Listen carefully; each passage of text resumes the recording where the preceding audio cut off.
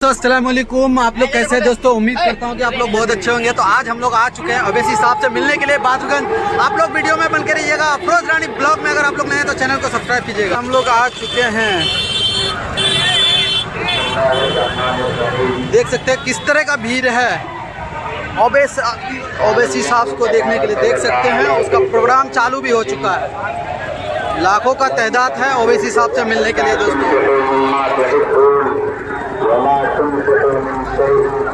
और भाई चेयरमैन साहब अबू नसर भाई आगे चल रहा है, देख सकते हैं 1 लाख प्लस आदमी आ चुका है ओवैसी से मिलने के लिए। आप लोग देख सकते हैं।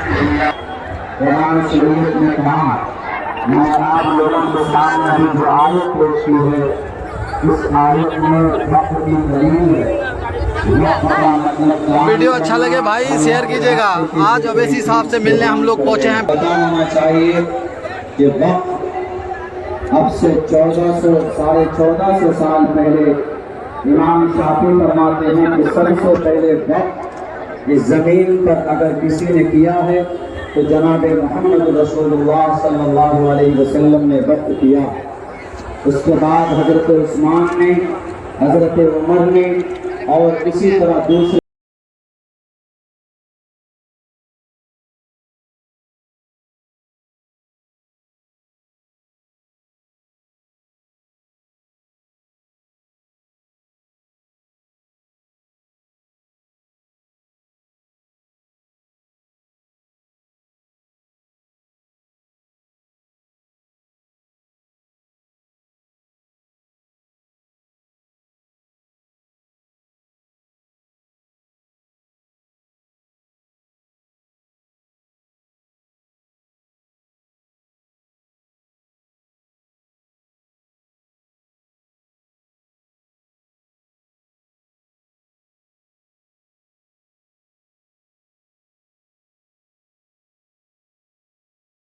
आपको आप मैदान में हैं।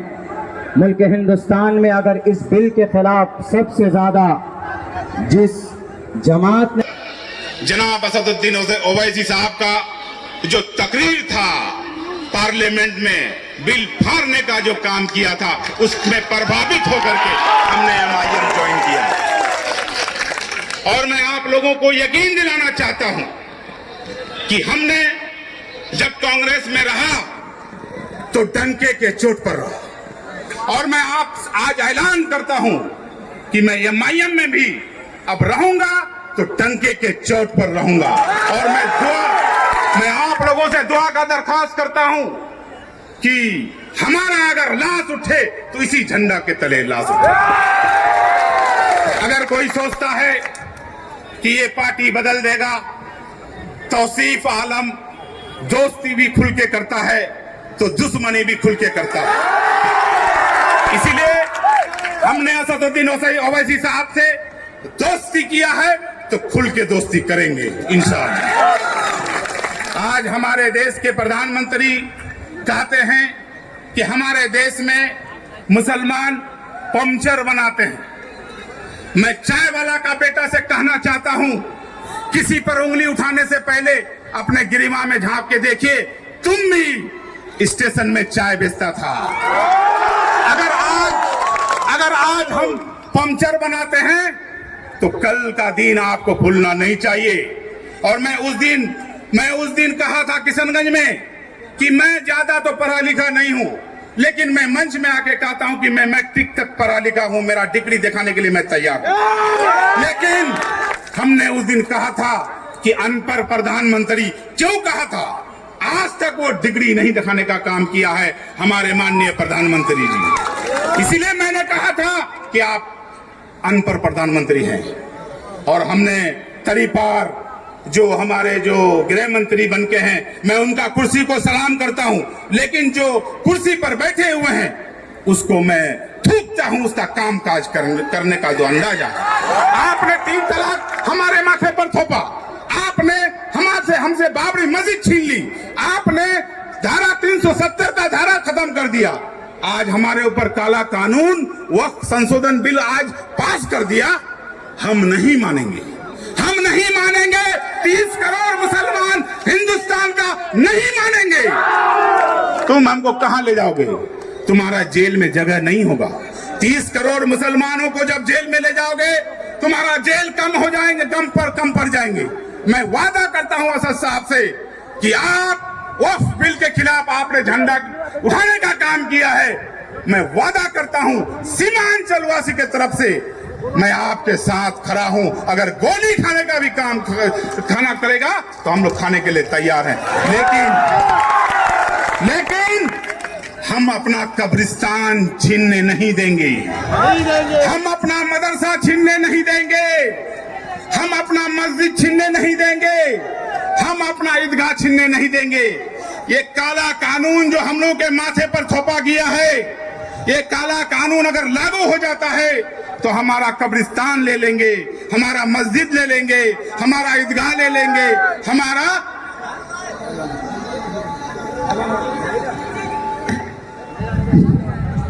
आजान हो रहा है। ये काला कानून के तहत हमारे ये चारों चीज सरकारी हो जाएंगे। अगर ये काला कानून लागू होता है, अगर हम मरेंगे हमारा कब्रिस्तान में भी हमको पैसा दे करके हमको दफनाया जाएगा। यही कानून पास किया है। ए नरेंद्र मोदी जी, अगर पास ही करना है, हम 20-30 करोड़ मुसलमानों का बात छोड़ो, हमारा जो हिंदू भाई है 110 करोड़, आज 100 रुपया पेट्रोल बिक रहा है, 90 रुपया 95 रुपया डीजल बिकता है। आप 50% उसमें हिंदू भाई के लिए सब्सिडी करके दिखा दो, तब मैं समझूंगा कि हिंदू भाई का तुम हितैषी हो। अगर कानून ही पास करना है, अगर कानून ही पास करना है तो गैस सिलेंडर का 50% हमारा हिंदू भाई के लिए लागू करो, तब मैं समझूंगा कि हमारे हिंदू भाई का तुम हितैषी हो। आज हिंदू मुसलमान करके, हमारा हिंदू भाई में लड़ाई करके, हमारा हिंदू भाई मुसलमान भाई में आज जंग पैदा कर दिए हो, ऐसा होने नहीं देंगे। हमने कानून का भी नाम सुना था, हमने यजीद का भी नाम सुना था, हमने फिरौन का भी नाम सुना था, हमने गद्दाफी का भी शासन सुन देखा। इसीलिए नरेंद्र मोदी जी, उन लोगों का आज कोबर में हड्डी भी नजर नहीं आता होगा। इसीलिए तुम्हारा भी अंतिम संस्कार होगा। लेकिन ये काला कानून अगर तुम लागू करवाते हो तो हिंदुस्तान का 30 करोड़ नहीं, हिंदुस्तान का 110 करोड़ हिंदू भाई नहीं, बल्कि पूरा दुनिया का लोग तुम्हारे ऊपर थूपेंगे। और ऐसे ही हम छोड़ने वाले नहीं हैं। जब देश आजाद हुआ था तो 65,000 मुसलमानों ने जान गंवा करके हमारा इस देश को आजाद किया है। 14,500 सिख भाइयों ने शहीद होकर के हमारा इस देश को आजाद किया है। 8,500 दलित महादलित भाइयों ने शहीद होकर के इस देश को आजाद किया है। इस काले कानून को ला करके हमारा देश को हमारा देश का संविधान को बदलना चाहते हो, हमारा देश का नक्शा को बिगाड़ना चाहते हो। जब तक अंबेडकर का संविधान है, तुम किसी का एक बाल भी बेकार नहीं कर सकते हो। मैं दावे के साथ कहता हूं, ये कानून लगने नहीं दूंगा। हमारे भाई मेरे साथ है, अब तो मुझे दोगुना ताकत हो गया है। इसीलिए मैं नरेंद्र मोदी जी से कहना चाहूंगा, नरेंद्र मोदी जी, ये कौम किसी से नहीं डरता है। ये कौम का अगर सर झुकता है सिर्फ और सिर्फ अल्लाह के आगे। और मैं यकीन दिलाना चाहता हूं, जो हमारा मुसलमान है वो इसके आगे नहीं झुक सकता है। ये इस्लाम का पहचान है, ये दीन का पहचान है, ये हमारा नबी करीम सल्लल्लाहु अलैहि वसल्लम का कहना है। इसलिए मैं हमारे बड़े भाई असदुद्दीन ओवैसी साहब से कहना चाहूंगा कि कदम से कदम मिला करके सीमांचलवासी आपके साथ है। मैं चाहता हूं कि सीमांचल को हैदराबाद आप बना दीजिए, मैं वेलकम करूंगा आपका। मैं देखना चाहता हूं किशनगंज का धरती को, अररिया का धरती को, पूर्णिया का धरती को, कटिहार का धरती को और पूरे सीमांचल वासियों को मैं देखना चाहता हूं कि आप हैदराबाद बनाने के लिए हम लोगों को आश्वासन दीजिए। सारे नौजवान आपके साथ हैं, सारे नेता आपके साथ हैं। और कौन भागा, कौन चला गया, जिसका औकात कुछ नहीं था, यही राजद के टिकट पर 5100 वोट लाया था। और यही जीतने के बाद अब क्या कहते हैं कि ये एमआईएम दंगाई पार्टी है। अरे बेवकूफ, जिस झंडा के तले तुम आज विधानसभा में जाकर के बैठते हो, तो इसी का मेहरबानी है कि तुम जाकर के विधानसभा में बैठते हो, नहीं तो तुम्हारा कोई हैसियत नहीं था। कौन नहीं जानता है कि राजद के पास जाके बिक गए हो। बहादुर इनका विधानसभा जानता है कि पहले एक भी पोस्टमार्टम नहीं होता था, आज तो कब्रिस्तान से भी लाश उठता है। कौन नहीं जानता है तुम्हारा कारनामा।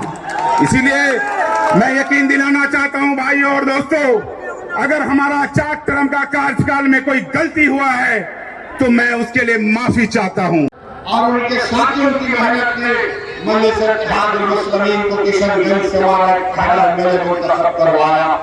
पार्लियामेंट इलेक्शन लड़े, 2 पार्लियामेंट इलेक्शन लड़े, कामयाबी हमको नहीं मिली, हमारे हौसले पस्त नहीं हुए हैं। करीब 3 लाख के करीब हमको मिले। असेंबली का इलेक्शन हुआ, आपने 5 एमएलए को कामयाब किया। आज फिर आपके सामने मजलिस इत्तेहादुल मुस्लिमीन आपके दरमियान में आकर कह रही है कि जब बिहार प्रदेश का चुनाव होगा, आपको सीमांचल के इंसाफ के लिए पतंग छाप का साथ देना है। असदुद्दीन ओवैसी का साथ नहीं है। आपको सीमांचल के इंसाफ की लड़ाई मजलिस लड़ रही है। पतंग छाप ये जब से सीमांचल का नाम लिया तो जो कल तक राजद वाले सीमांचल का नाम लेने से पीछे हटते थे, जो कल तक नीतीश कुमार की जबान पर सीमांचल का नाम नहीं आता था, मोदी इसको क्या कहते थे आप जानते इस इलाके को। आज पतंग छाप को आपने वोट दिया तो मोदी, नीतीश और राजद के नेताओं की जबान पर सीमांचल आ गया। ये मजलिस की कामयाबी है जो आपने मजलिस का प्रयोग किया था। तो मेरे अजीज दोस्तों और बुजुर्गों, अख्तर अली मान की क़यादत में मजलिस सीमांचल से लेकर बिहार के कोने कोने तक जा रही है और मुझे यकीन है कि उनको कामयाबी मिलेगी। मैं उन तमाम से अपील कर रहा हूं जो आज बेजार है, तंग आ चुके हैं इस फिरका परस्ती को देखकर। मैं उन तमाम कायदीन से अपील कर रहा हूं जो किसी भी पार्टी में होंगे, मगर आज घुटन उनको महसूस होता है जब वो देखते हैं कि कैसे हमारी आंखों के सामने इस तरह के काले कानून को बना दिया गया।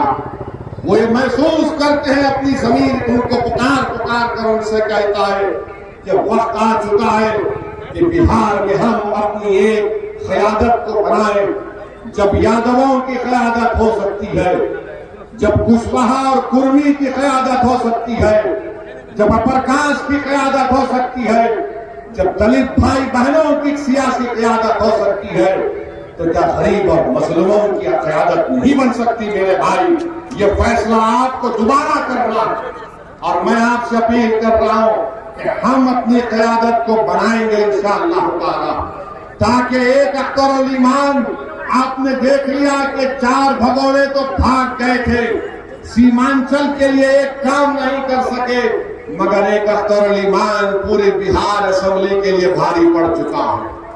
बिहार में एक अख्तर अली मान लड़ता है सीमांचल की आवाज बनकर। अगर अख्तर अली मान के साथ इंशाअल्लाह ताला बहादुरगंज की जनता तौसीफ आलम को अख्तर अली मान का बाजू बनाकर भिजाएगी। अगर सीमांचल की जनता किशनगंज से मजलिस के उम्मीदवार को अपनी आवाज बनाकर बिहार की विधानसभा में भिजाएगी, अमोर और बैसा की आवाम मजलिस के नुमाइंदे को कामयाब करेगी, कोचा दामन की आवाम अगर अपने इत्तेहाद की ताकत पर और अपनी ताकत की बुनियाद पर आप बिहार में मजलिस के नुमाइंदे को कामयाब करके भिजाएंगे और सीमांचल में मुख्तलिफ जोती में वहां पर भी आप भिजाएंगे, तो याद रखिए हम सीमांचल से इंसाफ उसी वक्त होगा जब तुम्हारी आवाज होगी। आवाज से मतलब तादाद। हाँ, ठाकुर पूरा सीमांचल, ठाकुरगंज भी हो। तो मेरी आपसे अपील है कि अब की बार ये आके बोलेंगे वो बी टीम, ये बी टीम ही थी जिसने मोदी के सामने इस वक्त के कानून को फाड़ दिया था। तुम तो ए टीम थे, तुम्हारे मुंह में दही जम चुकी थी, तुम तो कुछ नहीं बोल रहे थे। खाली 3 मिनट के लिए बोले और बैठ गए। फिर टीम बोलेंगे, फिर बोलेंगे ये वोट काटने आए हैं, फुला करने आए हैं। मुझे यकीन है कि कुछ काम में नहीं आने वाला है आपकी बात। इंशाअल्लाह ताला कुछ काम में आने वाला नहीं है। कोई भी कुछ कह ले, मेरी आपसे दरख्वास्त की है कि पतंग छाप को कामयाब करना। और मैंने आपसे वादा किया हूं कि अल्लाह जब तक मुझे जिंदा रखेगा, मैं हमेशा सीमांचल की बात करता आया हूं।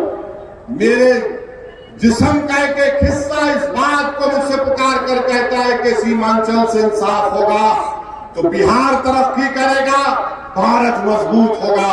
सीमांचल को मजबूत करना हर एतबार से ये लड़ाई मजलिस इत्तेहादुल मुस्लिमीन लड़ रही है। तो मेरी आपसे गुजारिश है, ये 4 तो भाग गए, अब 24 को लाने की जिम्मेदारी हम तमाम और आपके इंशाअल्लाह होगा। तो मेरे अजीज दोस्तों और बुजुर्गों, अभी तो पहला एक जलसा हुआ है। इंशाअल्लाह ताला इसके बाद सीमांचल के मुख्तलिफ विधानसभा में मजलिस इत्तेहादुल मुस्लिमीन के जलसे होंगे। मगर आज बहादुरगंज की इस मुबारक सरजमीन